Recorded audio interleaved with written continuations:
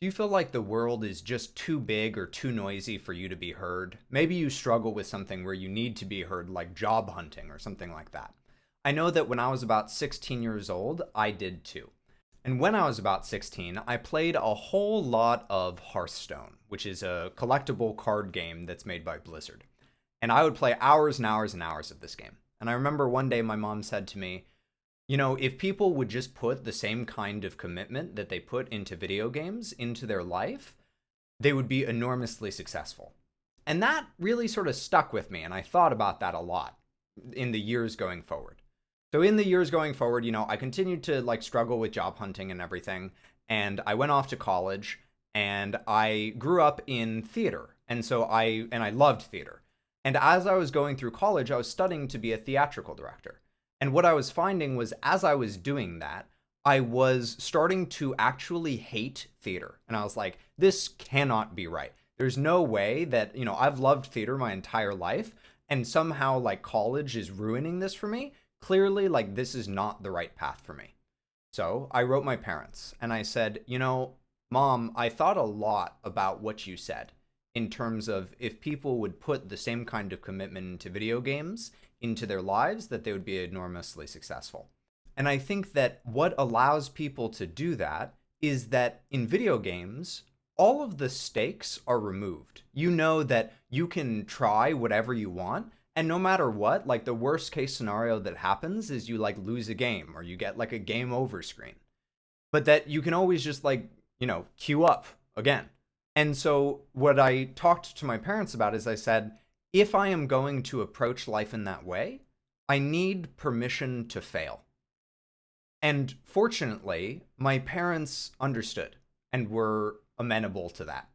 And they said, yeah, that makes a lot of sense. We support you in that. So I left school and I like went out on my own to like forge my own path, to like figure out what felt right for me.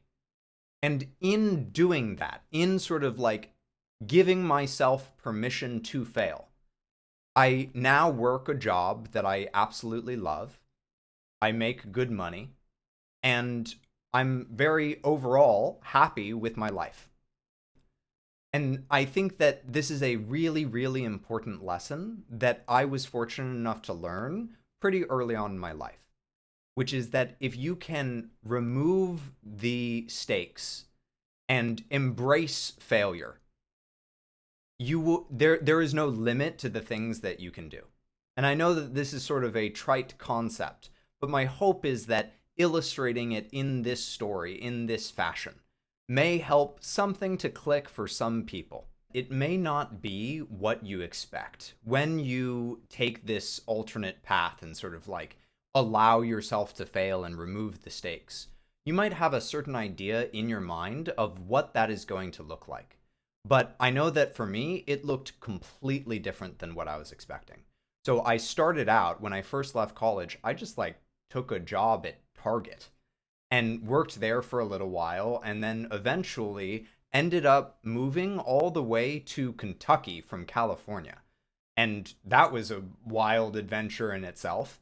And then from there, I ended up working at a life insurance company, which is not where I expected to work. And I figured, like there's sort of this trope that like insurance companies are like horrible, miserable, lifeless places to work at. But actually, like there was like a lot of, nice like sort of family environment at this life insurance company that I worked at. And I actually learned a lot working at that life insurance company, where I learned about sort of like the value of my own work. And what ultimately encouraged me to leave that life insurance company was that I found that I was not being valued for my talents, that I had very specific talents at this life insurance company, and they weren't really moving me up the ladder because of those talents. And so I said, okay, I mean, like, if my talent is not a good fit here, I will find somewhere else. And from there, I started my coaching business. And now here we are. So just know that whatever steps you take, they may seem like back steps. They may not seem where you want to go, but you may be very surprised about what you actually end up learning along the way. And I think that that is part of the whole process of removing the stakes is that in a video game, you can just like go into random areas that you don't know if they'll be significant at all and explore freely because you know that you can always like reset your save, or you know that you can always just get a game over screen or whatever it is. So sure, we can talk about this sort of like ideal way to go about things where you like remove the stakes and you give yourself permission to fail, but like how the heck do you actually do that? Well, the first thing is to just start to notice when you are not doing something out of a fear of failure. And in noticing that, you can then start to ask yourself, what is it that could actually happen? Actually, like, play out that scenario in your head. What is the worst case scenario? And if the worst case scenario is something genuinely awful, then sure, don't do it. Don't go down that path. But look at situations where you feel afraid to fail, and then you play out that scenario, and the worst case scenario, like, isn't all that bad. Like, you know, in my case, sure, like, I definitely wasted a lot of money, you know, like, leaving college. But I could always go back to college and, like, still get a degree if I ended up wanting to. So again, step one is to start to notice when you are not doing something out of a fear of failure. And then once you notice that, start to ask yourself, what could happen? What are the options of what could happen if I do this thing anyway? And funny enough, one of the things that helped me the most when it came to job hunting, because remember I said that I had this experience that like the world was just too big, too noisy, too loud, I was never going to be able to be heard. And one of the things that helped me the most was that to a certain extent, when I started job hunting, I just stopped caring. Because like I said, I can always just, you know, game over if I'm playing it like a video game. And so by saying to myself, like, okay, I'm just gonna job hunt, you know, just like put stuff out there and just sort of like see what happens, and I'll just like do it as much as I can, it actually took away all of the like expectation that I had on myself to do this thing. And so then what would happen is that when I would go into interviews, I was actually like incredibly relaxed. Because it was like, yeah, like whatever. If this works out, great. If not, great. Like I don't care. It's just a game, you know? And so by treating it like a game, it actually improved my performance. Because I don't know if you've ever had this experience, but sometimes when you play a game and you're trying really hard, you actually play worse. And it is when you are able to like not care about the game that you end up making like incredible plays. And so it doesn't have to be in some big, huge, broad way. Like for me, it was a huge decision. I was literally throwing away like tens of thousands of dollars that we had spent on schooling for me.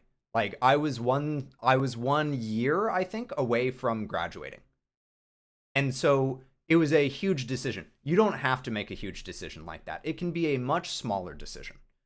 What I sometimes talk about with my clients in coaching is I talk about training wheel exercises. So training wheel exercises are essentially something that feels uncomfortable but still safe. So some small way that you could try embracing failure, that you could try something that you remove all of the stakes from like you would in a video game, where it's like, hey, I know that this isn't going to work, but like I'll just, you know, like reload my last save if it doesn't work.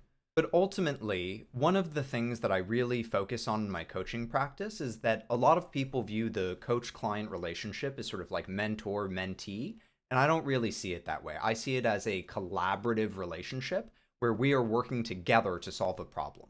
And ultimately, I would like my content to be the same way. I don't want to just be some like guru on the internet that is like throwing out random advice. What I would really like is for there to be community and conversation in the things that we are talking about. So if you watch this video and you ran into like all sorts of problems with the framework that I was presenting for you, by all means, please leave a comment and let me know what the problems are that you run into with this idea, so that we can then start to iterate on that. And like I can, you know, like make another video addressing that comment where I, you know, talk about how I would approach those particular like obstacles or whatever. And together we can solve problems. So I hope you find this helpful. And if you would like to dive more into this and figure out how to embrace failure in your own way, shoot me a message and sign up for coaching.